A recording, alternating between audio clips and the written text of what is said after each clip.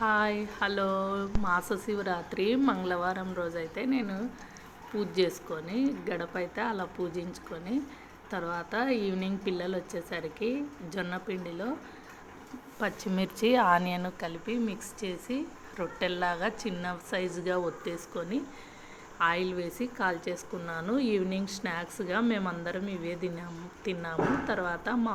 తర్వాత మా ఊరికి నంద్యాల దగ్గరలో కడమ కాల్వ పల్లెటూరు దగ్గర బ్రహ్మసూత్ర శివలింగం అయితే ఉంది. నేను యూట్యూబ్లో చూసే వెళ్ళామండి. శివనంది అక్కడ శివుడిని అయితే బాగా దర్శించుకొని మేము వెళ్ళేసరికి 7 అయింది.